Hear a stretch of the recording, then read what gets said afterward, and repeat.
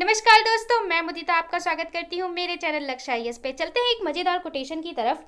किसी को हरा देना बेहद आसान है, लेकिन किसी को जीतना बेहद मुश्किल। तो आप सदैव दूसरों को हराने की बजाय जीतने का प्रयास करें, आप स्वतः ही सफल हो जाएंगे। आज हम पढ़ेंगे राष्ट्रपति की शक्तियाँ व कर्तव्य, जो बहुत ही इंटरेस्टिंग चैप्टर है। तो चलिए शुरू करते हैं। राष्ट्रपति की शक्तियाँ और कर्तव्य। दोस्तों, पिछले वीडियो में हमने राष्ट्रपति पढ़ा था, जिसमें हमने राष्ट्रपति का निर्वाचन, कार्यकाल, योग्यता, पुनर्निर्वाचन और उपराष्ट्रपति का राष्ट्रपति के रूप में कार्य करना, ये सभी महत्वपूर्ण बिंदु देखे थे। अगर आपने वो वीडियो नहीं देखा है तो आप उसे देख सकते हैं। उस वीडियो का लिंक हमने डिस्क्रिप्शन बॉक्स में दिया हुआ है। और अगर आपने चैनल को सब्सक्राइब नहीं किया तो आपको सब्सक्राइब कर लें। चलिए शुरू करते हैं। राष्ट्रपति की शक्तियाँ व कर्तव्य। जो राष्ट्रपति की शक्तियाँ और कर्तव्य है, इसका अनुच्छेद 53 में विवरण दिया गया है। कार्यपालिका की शक्ति। कार्यपालिका की शक्ति अनुच्छेद 53 में बोला गया है। इसके तहत ही कुछ कुछ राष्ट्रपति की शक्तियां आती हैं, क्योंकि जो राष्ट्रपति होते हैं वो कार्यपालिका के कौन होते हैं? हेड होते हैं, यानी कि प्रमुख होते हैं। तो सबसे पहले इनकी जो कुछ शक्तियां हैं, इनको हम 7 तरह मुख्यतः विभाजित करते हैं, वो देख लेते हैं। कार्यकारी शक्ति, विधायी शक्ति, वित्तीय शक्ति, न्यायिक शक्ति, कूटनीतिक शक्ति, सैन्य शक्ति, आपातकाल शक्ति। अब हम इनको टर्म के साथ साथ इनका समझ भी लेते हैं कि इसका मतलब क्या है, उसके बाद मैं आपको पढ़ाऊंगी। सबसे पहले कार्यकारी शक्ति। कार्यकारी शक्तियाँ वो होती हैं जो राष्ट्रपति सीधा काम करते हैं, जैसे नियुक्ति करना, ठीक है, संसद का सत्र बुलाना, ये सारे जो वो कार्य करते हैं वो क्या होता है? कार्यकारी शक्ति होता है। ठीक है। फिर विधायी शक्ति। विधायी शक्ति क्या होता है? विधायिका जो विधि बनाती है, यानी कि कानून बनाती है। कानून बनाने संबंधी और विधि बनाने संबंधी जो शक्तियाँ होती हैं, उन्हें हम क्या बोलते हैं? विधायी शक्ति। वित्तीय, फाइनेंशियल, यानी कि जो पैसों से जुड़ी, जैसे कि धन, निधि और लेखा, मतलब जितना भी पैसों से जुड़ा हुआ है, वो सारी जो शक्तियां हैं वो वित्तीय शक्तियां कहलाती हैं। न्यायिक शक्ति। न्याय करना तो न्यायपालिका का कार्य है, पर राष्ट्रपति जी को भी कुछ शक्तियां दी हुई हैं, जैसे क्षमादान और जो लघुकरण, जो दंड है उसको कम करना। इन सबको हम विस्तार से पढ़ेंगे। पहले मैं इसका बस मतलब समझा देती हूँ। कूटनीतिक शक्तियाँ, कि जो अंतर्राष्ट्रीय हम संबंध स्थापित करते हैं, समझौता करते हैं अंतर्राष्ट्रीय स्तर पर, वो भी राष्ट्रपति के नाम पे किए जाते हैं, तो वो क्या है? कूटनीतिक शक्तियाँ। सैन्य शक्ति, तीनों जल, थल, वायु सेना के हेड होते हैं राष्ट्रपति, तो उससे जुड़ी हुई उनके पास कुछ पावर्स हैं, वो हम पढ़ेंगे। आपातकालीन शक्ति। आपातकाल का संविधान में विवरण दिया गया है कि 3 तरह के आपातकाल होते हैं, उसमें राष्ट्रपति की क्या शक्तियाँ होती हैं उसके बारे में भी पढ़ेंगे। तो आज मुख्यतः हम पढ़ेंगे कार्यकारी शक्ति और विधायी शक्ति। मैं इसको आपको डिटेल में पढ़ाऊंगी, तो आइए हम एक एक करके देखते हैं। सबसे पहले चलते हैं कार्यकारी शक्ति। कार्यकारी शक्ति में क्या होता है? सबसे पहले संघीय कार्यपालिका के सारे कार्य राष्ट्रपति के नाम पर किए जाते हैं। मतलब क्या है कि जो संघ की कार्यपालिका है, कार्यपालिका में प्रधानमंत्री, मंत्रिपरिषद, उपराष्ट्रपति, ये सभी आते हैं। तो संघ में जो काम किए जाते हैं वो किसके नाम पे काम किए जाते हैं? प्रधानमंत्री जितने काम करते हैं या मंत्रिपरिषद, वो राष्ट्रपति के नाम पे किए जाते हैं। आप इस पॉइंट को इस तरीके से समझ सकते हैं कि ये है एक स्कूल। ठीक है। अब इस स्कूल में होंगी प्रिंसिपल जी, बहुत सारे टीचर्स होंगे। ये सब प्रिंसिपल जी काम करती हैं, ये सारे टीचर्स काम करते हैं, ये सारे बच्चों को पढ़ाते हैं, और बहुत सारा स्टाफ है, सब मिलकर काम करते हैं। ठीक है। लेकिन जो काम होता है वो किसके नाम पे होता है? चेयरमैन के। स्कूल किसका है? चेयरमैन का। चेयरमैन तो आते नहीं है, लेकिन सारे जगह साइन किसके होंगे? चेयरमैन के। कुछ भी खरीदा जाएगा, वो किया जाएगा, कोई भी नोटिस आएगा, तो सब किसके नाम पे होता है? चेयरमैन के। और चेयरमैन के नाम पे प्रिंसिपल काम करती हैं, प्रिंसिपल के नाम पे प्रिंसिपल इंस्ट्रक्शन देती हैं, उस पर टीचर्स काम करते हैं। तो यही होता है राष्ट्रपति के केस में। राष्ट्रपति इंस्ट्रक्शन देते हैं और राष्ट्रपति के नाम पे ही सारे काम किए जाते हैं, क्योंकि सब पे उनके हस्ताक्षर होते हैं। ठीक है। तो इस तरीके से आप समझ सकते हैं कि जो कार्यपालिका के सारे कार्य हैं वो किसके नाम पे होते हैं? राष्ट्रपति। और राष्ट्रपति चाहें तो वो ऐसे कानून बना सकते हैं कि जो काम हो रहे हैं वो सही से हों इसके तहत। इसके बाद होता है कि वो नियुक्ति करते हैं प्रधानमंत्री और मंत्रियों की। जो प्रधानमंत्री हैं उनको शपथ दिलाते हैं, प्रधानमंत्री की नियुक्ति करते हैं, और एक वर्ड आता है कि जो प्रधानमंत्री है वो राष्ट्रपति के प्रसाद हैं, पद धारण करते हैं। मतलब राष्ट्रपति चाहें तो हटा सकते हैं, पर ऐसा होता नहीं है, उसकी अलग तरीका है। तो प्रसाद पद धारण करते हैं। उसके बाद जो मंत्री परिषद पूरा होता है, वो भी प्रधानमंत्री, उसे भी राष्ट्रपति ही शपथ दिलाते हैं, राष्ट्रपति के नाम पे ही। तो वो क्या होता है कि प्रधानमंत्री जी बोलते हैं कि इनको दिलानी है, वो सिफारिश करते हैं, उसके बाद राष्ट्रपति दिलाते हैं। तो ठीक है, उनकी नियुक्ति करते हैं। इसके बाद क्या होता है? कुछ और बड़े पद हैं जिनकी नियुक्ति कौन करते हैं? राष्ट्रपति करते हैं। महालेखा परीक्षक की, ठीक है, जिसको आप कैग के नाम से जाते हैं। उसके अलावा महान्यायवादी, अटॉर्नी जनरल, ठीक है, उसकी नियुक्ति करते हैं। मुख्य चुनाव आयुक्त, यानी चुनाव आयोग जो है उसमें हमारे जो मुख्य चुनाव आयुक्त और दो अलग आयुक्त होते हैं, बाकी उनका भी जो नियुक्ति है वो राष्ट्रपति करते हैं। राज्यों के राज्यपाल, हर स्टेट में जो राज्यपाल होता है उसकी नियुक्ति करते हैं, वो भी प्रसाद प्रयत राष्ट्रपति के पद धारण करते हैं, राष्ट्रपति चाहे तो उन्हें हटा सकते हैं।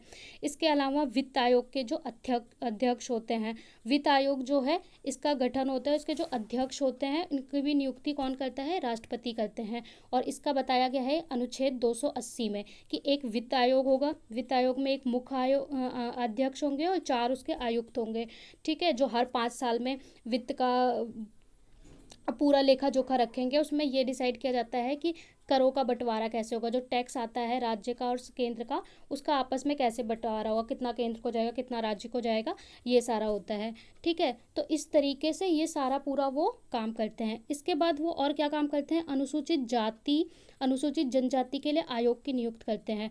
मतलब कोई अनुसूचित जाति जनजाति और जो पिछड़ा वर्ग है उसके लिए आयोग बनाते हैं और उसकी नियुक्ति करते हैं। इसके अलावा क्या करते हैं, अंतर्राज्यीय परिषद की नियुक्ति। अब ये अंतर्राज्यीय परिषद क्या होता है कि क्या होता है कि अगर जो राज्य है, ये है राज्य और ये है केंद्र, राज्य और केंद्र के बीच कोई विवाद होता है तो इस स्थिति में दोनों में समझौता और के लिए बनाया जाता है अंतर्राज्यीय परिषद। और अंतर्राज्यीय परिषद अनुच्छेद 263 के तहत बनाया जाता है। तो इसकी भी नियुक्ति कौन करता है, तो इसकी भी नियुक्ति करते हैं राष्ट्रपति जी, ये भी उन्हीं को अधिकार है। किसी क्षेत्र को अनुसूचित क्षेत्र घोषित करना, मान लो किसी क्षेत्र में ऐसे लोग हैं जो उन्हें लगता है कि ज़्यादा संख्या है अनुसूचित जाति की, जनजाति की या पिछड़ा वर्ग की, तो वो उस क्षेत्र को अनुसूचित जाति क्षेत्र घोषित कर सकते हैं और वहाँ के लिए, वहाँ पे शासन और शक्ति के लिए कार्यवाही कर सकते हैं, क्योंकि ये सारा पावर किसके पास होता है, राष्ट्रपति के पास होता है। तो इस तरीके से राष्ट्रपति की जो कार्यकारी शक्तियाँ हैं वो बहुत ही बढ़ जाती हैं। अब हम देखते हैं राष्ट्रपति की विधायी शक्तियाँ। अब हम पढ़ेंगे विधायी शक्तियाँ। विधायी शक्तियाँ मैंने आपको अभी बताया, जो विधि बनाने यानी कानून बनाने से संबंधित शक्तियाँ हैं उसे हम क्या बोलते हैं, विधायी शक्ति। तो इसमें क्या होता है, संसद होती है, कोई भी कानून कहाँ पे बनता है, संसद में बनता है, आपने पढ़ा होगा। और संसद में कैसे बनता है, राज्यसभा, लोकसभा और राष्ट्रपति तीनों मिलकर बनाते हैं। तो जो संसद होती है उसके 3 पार्ट होते हैं, 3 पिलर होते हैं, आप कह सकते हैं, राज्यसभा, लोकसभा और राष्ट्रपति। तो राष्ट्रपति जी होते हैं वो एक संसद का अंग होते हैं, इसलिए किसी भी विधि बनाने में उनका बहुत बड़ा योगदान होता है। तो क्या होता है कि संसद की बैठक बुला सकते हैं, संसद में कभी भी वो बैठक बुला सकते हैं, ये किसका विधायी हक है, राष्ट्रपति जी का। इसके अलावा क्या है कि जब भी चुनाव होगा और चुनाव के बाद जो बैठक होगी, प्रथम बैठक, इसके अलावा जो प्रतिवर्ष बैठक होती है उसको भी कौन बुलाता है, राष्ट्रपति जी बुलाते हैं और उसमें संबोधित करते हैं पूरी सभा को, मतलब उसमें भाषण देते हैं। और उसके बाद आपने पढ़ा होगा कि बाद में जब सभा खत्म होती है तो सारे सभा हो जाते हैं, तो धन्यवाद प्रस्ताव भी लाया जाता है राष्ट्रपति के लिए। इसके अलावा क्या है, लोकसभा को विघटित, जैसे बहुमत साबित नहीं कर पाते तो जो जब लोकसभा विघटित हो जाती है तो उसको भी विघटित करने का काम कौन करते हैं, राष्ट्रपति आदेश देते हैं। संसद के संयुक्त अधिवेशन बुला सकते हैं, कि क्या होता है किसी विवाद की स्थिति में राज्यसभा और लोकसभा कोई बिल नहीं पास हो रहा है, उसको करवाना है, तो राज्यसभा और लोकसभा की संयुक्त अधिवेशन, आपने पढ़ा होगा। संयुक्त अधिवेशन अगर बुलाते हैं तो उसकी अध्यक्षता कौन करते हैं, ये भी प्रश्न आता है। तो उसमें अध्यक्षता लोकसभा के जो अध्यक्ष होंगे यानी लोकसभा के जो स्पीकर होंगे, अध्यक्षता वही करते हैं संयुक्त अधिवेशन में। इसके अलावा क्या है कि राज्यसभा में 12 सदस्य को मनोनीत करते हैं, कौन, राष्ट्रपति जी मनोनीत करते हैं। वो किस क्षेत्र से होते हैं, साहित्य, विज्ञान, कला और समाज। आपने पढ़ा होगा कि 12 सदस्य को राष्ट्रपति मनोनीत करते हैं कि जो चुनाव नहीं लड़ेंगे, लेकिन जैसे साहित्य में, विज्ञान में, कला में और समाज में जिन्होंने योगदान दिया है, बढ़ चढ़कर काम किया है, तो उनको डायरेक्ट मनोनीत करते हैं और राज्यसभा में सेवा के लिए मनोनीत किया जाता है, मतलब वो मेंबर बन जाते हैं राज्यसभा के, ठीक है। तो ये भी क्या है, राष्ट्रपति की विधायी शक्तियाँ हैं। इसके बाद हम और देखते हैं, लोकसभा में 2 सदस्य मनोनीत करते हैं, तो वो एंग्लो इंडियन जो होते हैं उनको मनोनीत करते हैं, वो भी राष्ट्रपति के पास पावर है। इसके अलावा संसद द्वारा पारित विधेयक पर अपनी मंजूरी देना, ये बहुत ही इंपॉर्टेंट पॉइंट है, इसको हम डीप में पढ़ेंगे कि कोई विधेयक अगर आता है तो उस पर कैसे वो मंजूरी देते हैं। तो क्या होता है, विधि कैसे बनती है, कोई कानून कैसे बनता है, सबसे पहले बिल लाया जाता है, फिर उसको राज्यसभा या लोकसभा में रखा जाता है, एक सभा में पास हो जाता है तो दूसरे में जाता है और दूसरे में पास होने के बाद राष्ट्रपति के पास जाता है। जब राष्ट्रपति उस पर मंजूरी देते हैं तभी वो कानून बनता है, विधि बनता है। तो इसके लिए क्या होता है कि जब राज्यसभा और लोकसभा में पास कर कर भेजा जाता है राष्ट्रपति के पास, तो राष्ट्रपति के पास 3 ऑप्शन होते हैं और उस पावर को कहा जाता है वीटो शक्ति। आपने पढ़ा होगा वीटो क्या होता है। वीटो क्या होता है कि कोई बिल है राज्यसभा और लोकसभा में पास कर दिया, अब भेज दिया गया राष्ट्रपति के पास, तो राष्ट्रपति के पास 3 ऑप्शन होते हैं कि वो या तो उसको पास कर दें, ठीक है, पास किया और वापस भेज दिया, बन गया कानून।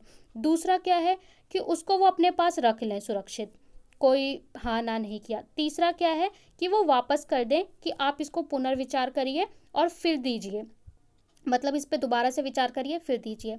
तो पहला केस कि अगर उन्होंने क्या किया, पास कर दिया, कानून बन गया।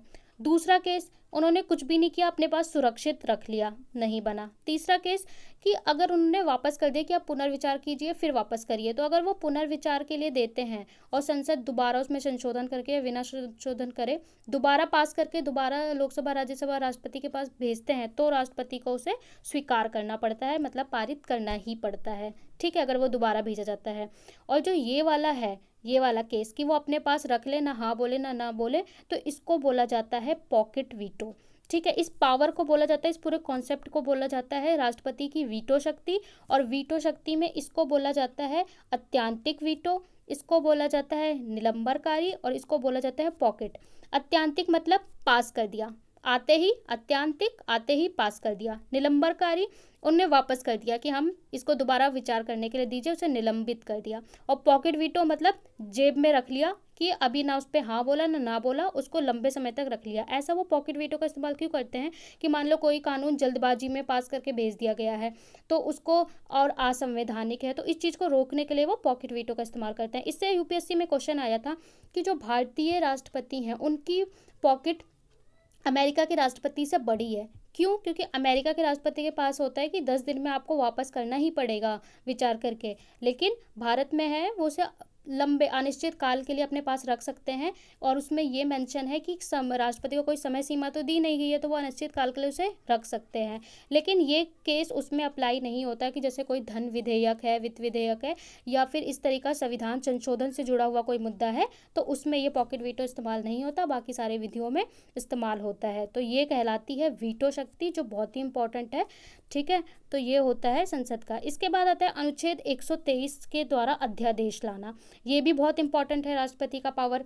अध्यादेश क्या होता है कि अगर संसद का सत्र नहीं चल रहा, संसद में मैंने बताया राज्यसभा, लोकसभा और राष्ट्रपति होते हैं, तो अगर सत्र नहीं चल रहा या फिर दोनों सदन में से कोई एक सदन काम नहीं कर रहा है और एक सदन काम कर रहा है, तो ऐसी स्थिति में कोई भी बिल पास होने के लिए तीनों जगह पास होना जरूरी है, मतलब राज्यसभा, लोकसभा और राष्ट्रपति। तो अगर क्या है कि कोई एक का सत्र नहीं चल रहा या दोनों नहीं चल रहे और कोई इमरजेंसी हो गई या कोई आपातकाल की स्थिति हो गई, तो उस वक्त कोई कानून बनाना पड़े, तो राष्ट्रपति के पास ये पावर है कि वो अध्यादेश लाएं और अध्यादेश के जरिए उसको कानून बना दिया जाता है सीधा। लेकिन क्या होता है कि जब संसद का सत्र स्टार्ट होगा तो 6 सप्ताह के भीतर संसद को कोई फैसला लेना होगा, और नहीं लेते तो वो अपने आप क्या हो जाता है कि समाप्त हो जाता है। तो इसके लिए क्या होता है, ये 123 जो है आपातकाल की स्थिति में होता है। जैसे कि अभी आप इसका फॉर एग्जांपल अभी देख सकते हैं लाइव, जैसे कोविड-19 का चल रहा है, तो कोविड-19 महामारी योग अधिनियम था हमारे देश में, महामारी योग अधिनियम बनाया गया था, रोग अधिनियम 1897 में, 1897 अंग्रेजों के टाइम में। तो उसमें बदलाव करके अभी एक अध्यादेश लाया गया है, और इसमें क्या किया है कि जो भी डॉक्टर और नर्स और जो इससे जुड़े हुए स्वास्थ्य कर्मी हैं, अगर उन पर कोई हमला होता है या किसी तरीके का उनको नुकसान होता है, तो इस अपराध को, इसको इन्होंने किस में डाल दिया है, संज्ञान और गैर जमानती। जैसे कि किसी के मृत्यु, रेप, ऐसे टाइप के केस होते हैं तो उसमें गैर जमानती होता है, वैसी इस को बना दिया गया है संज्ञान और गैर जमानती बना दिया गया है अध्यादेश लाके, ऑडियंस कहते हैं इसको, ठीक है। तो अभी इसका अध्यादेश लाया गया है, आप इसका लाइव एग्जांपल देख सकते हैं। तो ये होता है राष्ट्रपति की अध्यादेश लाने की शक्ति। इसका हम आपातकाल या किसी ऐसी स्थिति में इस्तेमाल कर सकते हैं, बाद में संसद चाहे जब संसद का सत्र होगा तो उसको पूरा विधि बना दे, ठीक है। तो ये हो गया अध्यादेश। तो ये पूछा जाता है किस अनुच्छेद के तहत राष्ट्रपति के पास अध्यादेश लाने की शक्ति है, तो 1, 2, 3, ये याद रखना है, 1, 2, 3 अध्यादेश, ठीक है। इसके अलावा वो कैसी स्थिति में ला सकते हैं, क्या इसको कोर्ट में दिया जा सकता है चुनौती, तो इसको चुनौती नहीं दिया जा सकता, ठीक है, क्योंकि 6 सप्ताह बाद वो स्वतः ही समाप्त हो जाता है संसद में। इस पे भी डिबेट है, हम किसी और दिन डिस्कस करेंगे। तो इसके बाद हम चलते हैं नेक्स्ट पॉइंट पे। अंडमान निकोबार, लक्षद्वीप, दादर नगर हवेली और दमन द्वीप, इन क्षेत्रों में, क्योंकि ये केंद्र शासित प्रदेश हैं, और जो केंद्र शासित प्रदेश जैसे जिनका विधानसभा नहीं है, दिल्ली और पुडुचेरी में विधानसभा होता है, बाकी ये जो केंद्र शासित प्रदेश हैं यहाँ पे विधानसभा नहीं है। तो यहाँ पे विकास, सुशासन और विनियम के लिए विकास, सुशासन और शांति के लिए यहाँ पे विनियम यानी कि वो कानून बना सकते हैं राष्ट्रपति, क्योंकि ये राष्ट्रपति के अंदर में ही आते हैं, केंद्र के प्रशासित क्षेत्र होते हैं। पुडुचेरी के लिए भी वो बना सकते हैं अगर पुडुचेरी में विधानसभा उस वक्त ना चल रही हो और विधानसभा कोई ऐसी स्थिति हो कि भंग हो, तो वो ऐसी स्थिति में बना सकते हैं। इस तरीके से आज हमने क्या देखा, आज हमने कार्यकारी और विधायी शक्तियों को अच्छे से समझा। अब आगे आने वाले वीडियो में हम बाकी वित्तीय, आपातकाल शक्तियों के बारे में देखेंगे। अगर आपको वीडियो अच्छा लगा है तो लाइक करें, शेयर करें, सब्सक्राइब करें। देखने के लिए बहुत बहुत धन्यवाद।